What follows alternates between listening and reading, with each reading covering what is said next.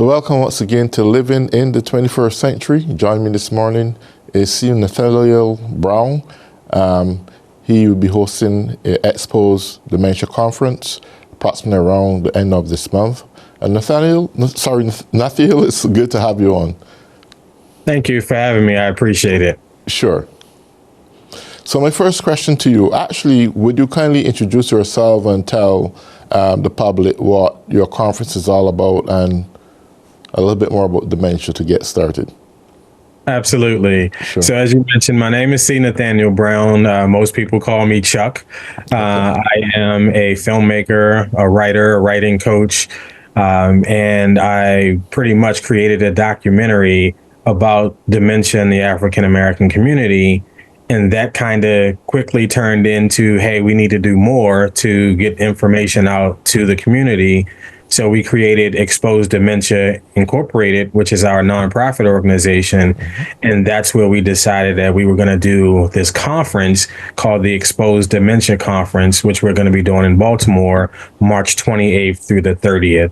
And so we're very excited about it because our whole mission is to utilize the arts and the media as tools and resources to be able to educate people about dementia, to advocate for people living with dementia and their care partners, and then also to be able to help people come together to have conversations about something that's not always easy to talk about.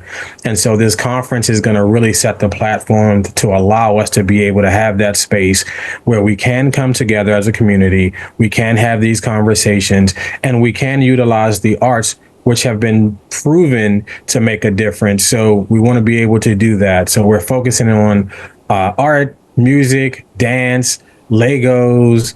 We're having an art exhibit, a comedy show. So just all of these ways of bringing arts to the forefront as a way to really make a difference and defeat some of these trends that we're seeing with dementia right now in this country. Well, this is really exciting. I've been working in dementia for like almost 6 years also. And during this process, actually, I recognize that there's a very low percentage of Black people I see comes into dementia, skilled nursing facilities. Apparently, of what you've just said, it seems to me that we have a very high percentage of African Americans suffering from dementia. Could you really elaborate on that some more? Yeah, so according to the Alzheimer's Association, they did a report a few years ago, and they said that African Americans are twice as likely to develop dementia or to be living with dementia, older African Americans. And then the Hispanic community is 1.5 times. So we're twice as likely, they're 1.5 times more likely to be diagnosed than the white community. And so that's a problem because a lot of times in the African American community, we don't go to the hospital, we don't get tested, we don't get diagnosed. So those numbers are probably much higher than that. And so we want to be able to this, which is why we named the organization Expose Dementia, because we want to expose it. We want to have the conversation so that we can reverse those trends and then we can get the help that we need within the communities. And so by us having these conversations, now it's not taboo. Now we can open up a little bit more. We can find out what resources are in the community that would allow us to get the help that we need within our families. And that's what happened to my family. My family has been impacted tremendously by dementia. And so I wanted to first help my family. Then I wanted to extend it to help my community. Then I wanted to extend it to help my city and my state and my country and my world. And so the more we talk about it, the easier it's going to be to have these conversations and then for us to make the changes that are necessary if we are indeed going to expose dementia. I mean, this is great. So far you have said so much. It's weird because often, most of the times when I see patients or residents coming to both nursing homes I used to work at before, or still work at rather, I will find that we have a high percentage, probably 80% of white, maybe 10% Black, and sometimes hardly Hispanic at all. And the question is left to be asked is, these minorities getting the kind of attention they need? Is it going on for undetected, whether it is in a medical facility or whatever the case may be? Because I know black people are very cautious in going to doctors for one reason or the other. Some may not even have insurance to speak of, and often these things can slip you by. But with that being said, what comes to mind is still some family member may be able to see a change in your behavioral pattern to recognize that something just doesn't look right anymore and get you the kind of treatment that you may possibly need. Do you think that there's a lot of not caring enough by family members, doctors not really giving the right opinion when it comes to some folks opposed to the other folks? Yeah, there are so many things that come to mind when you brought that up. The first thing is the stigma of dementia. So a lot of times in the African American community in particular, we don't want to have those conversations. We don't want anybody to know what's going on. We've heard that people are crazy, senile. We've heard all the terms over the years. And so a lot of times we don't talk about it, first of all. And so if we don't talk about it, it's like, yeah, it's not really here. It doesn't really happen because we don't talk about it. But we know it's happening. Yes. And then you have the other part that a lot of us in the minority communities, we're used to taking care of our own at home. Absolutely. And so if we don't get the diagnosis, we don't want to go to the hospital, we don't want to seek treatment or help because of the stigma. Now it's only getting worse. And so by the time we actually see someone or see a doctor to have those conversations, we're probably in advanced stages. And so we associate it with death. And so if we're getting diagnosed earlier, then we can get some treatment. We can not stop it, but we can extend the quality of life because now we have treatment. We have the ability to do some things as opposed to hiding it, keeping it at home, and then things get worse fast. And so there's work to be done across the board. Yes, the physicians need to do a better job of diagnosing, giving information. For example, I have a family member who was told, oh, don't worry about, what happened to you, losing your memory, forgetting things. We'll deal with it when it gets worse. We'll deal with it later. We'll check it again in a few years. That's unacceptable. And so we have a job to do to educate not only the African American community, not only the Hispanic community or any other minority community. We have to educate everyone. We have to educate the white community. We have to educate the medical community to be able to have those conversations to break some of the barriers of mistrust and distrust. And so that goes across the board. But everybody has to come to the table and say, you know what? Let's do this together. Let's have these conversations. Let's make some changes. Let's improve the quality of life for everyone. And so that's what we're doing at the Exposed Dementia Conference. So every race is going to be there, every ethnic group, every age group. We want to be able to bring people together to say, hey, what can we do to make a difference? What can you bring to the table? What can you offer? Now let's start making those changes. Now let's expose people to, hey, there are facilities that you can take your loved ones to who are doing great things that you can trust, that you can really find people who care just as much as you care about your loved ones. Now, obviously, that's not all facilities. That's another, topic for another day. But there are some, and there are organizations who are working to improve the conditions for everyone. And so that's what we want to introduce people to. Absolutely. I remember back in the 80s, my aunt, who was very old at that time, she had Alzheimer's. And when they speak of Alzheimer's, people doesn't understand that dementia, there's so many different types and forms of dementia, from Lewy bodies to Huntington, the list goes on, Parkinson and so forth. And they all got some form of different traits, even with the same expectation and outcome in the final end. What could we possibly say to families? Because I think these things first has to be observed, or some kind of difference in human behavior or their family members' behavior to find that something strange is going on. I know you may not be a doctor in that field, but what are some of the significant changes that for the normal person in the household should take serious about the elderly person who's living there and that something is going on around? Yeah, so that was the first thing that slapped me in the face. I didn't know that there were so many types of dementia. When I did my first short film, I said, I dedicate this to my aunt who's living with dementia. And someone said, well, what type of dementia? And I said, what do you mean? I said, dementia, dementia, dementia.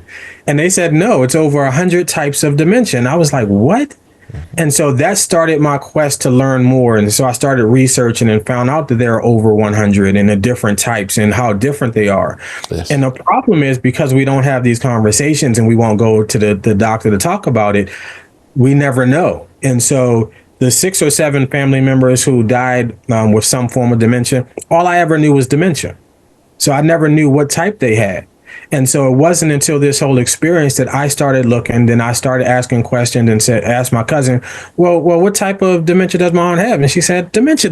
What do you mean? And I was like, no, go back and talk to the doctor.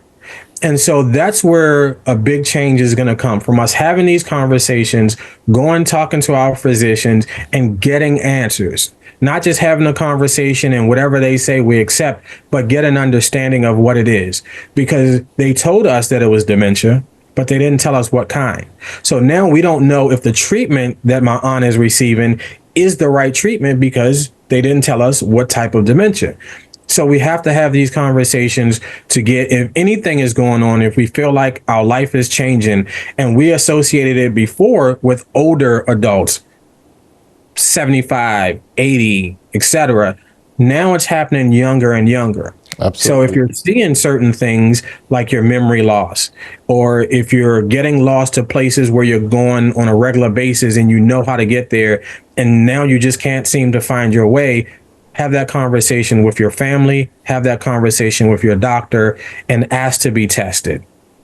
I agree, absolutely. I found one of the most interesting things that more and more you see people, elderly people with dementia who are doctors, who have masters in specific fields and so forth.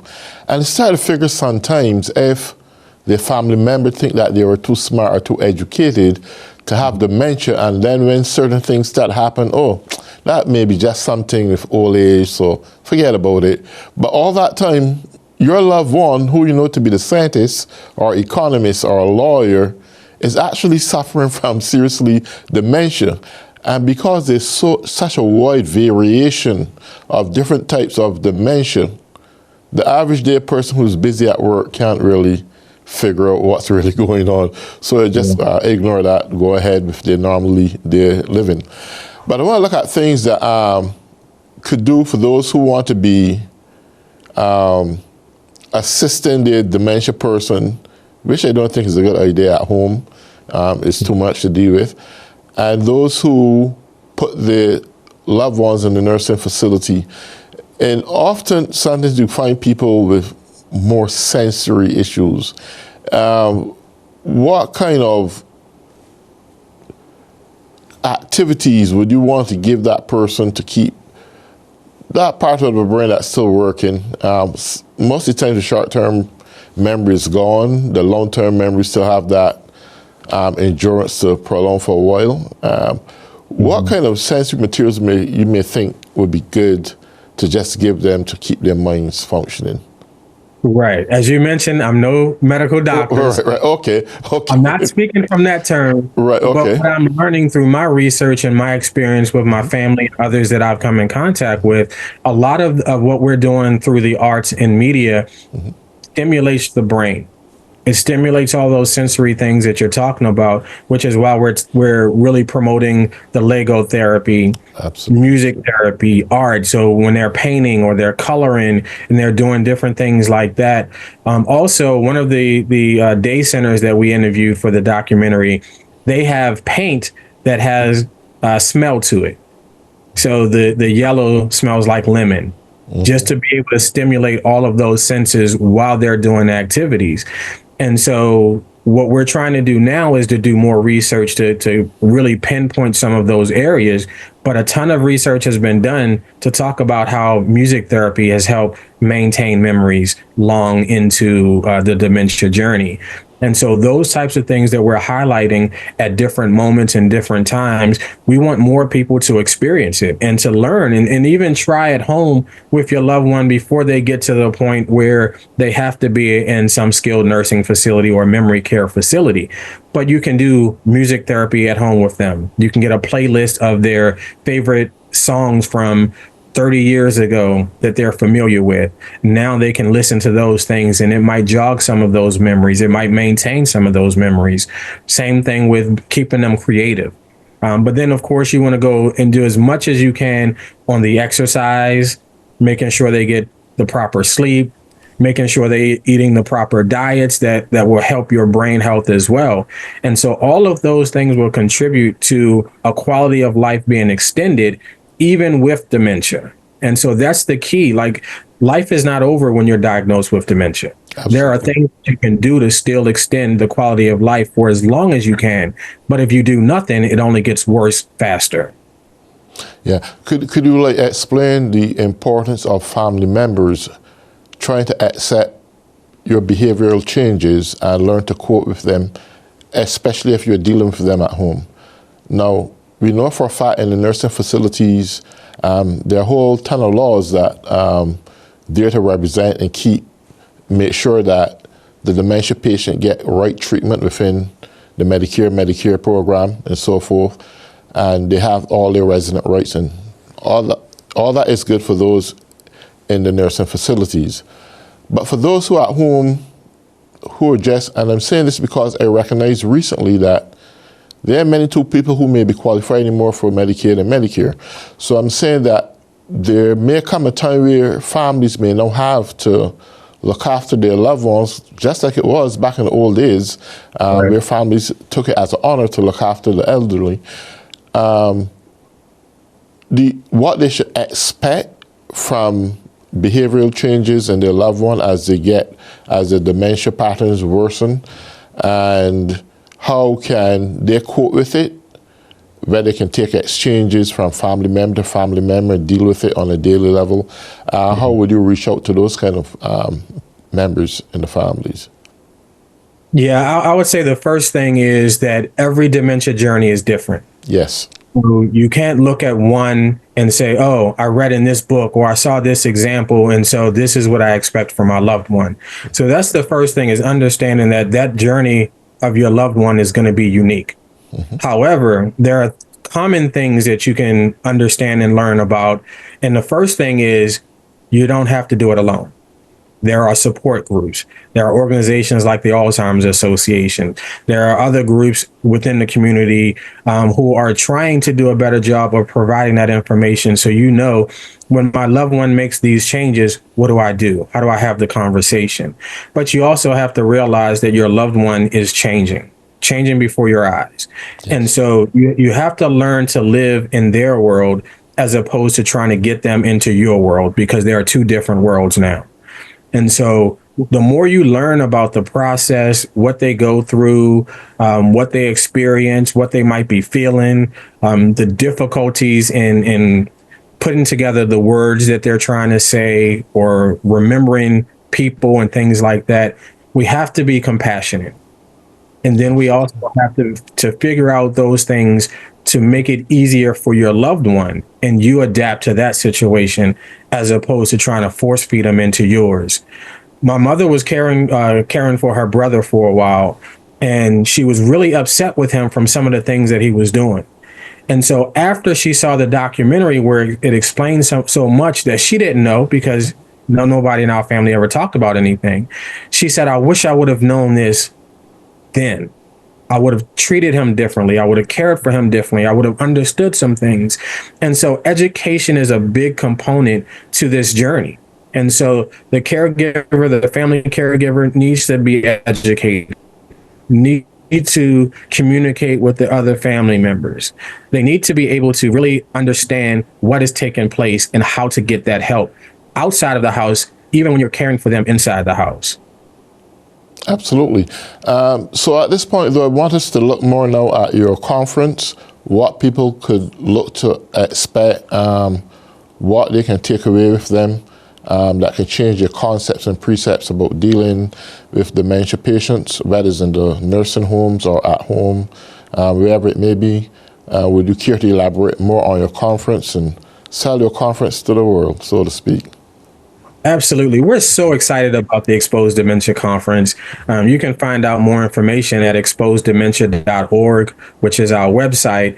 But it's a 3-day conference, so it's going to start on Friday. We're going to have an amazing comedy show featuring Coco Brown and the Gwen Factor, who are both caregivers for family members. So they're going to share some of their personal experiences in addition to just some laughs. We want to be able to laugh because laughter is like medicine, right?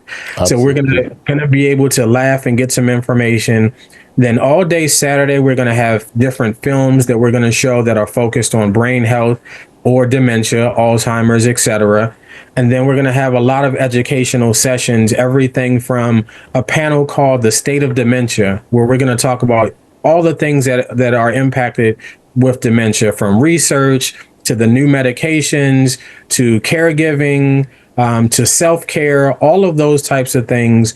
And then we have all of those specific areas that I mentioned earlier. We have an art therapist, a music therapist, dance therapist, Lego therapist, and then we just have researchers and so much information.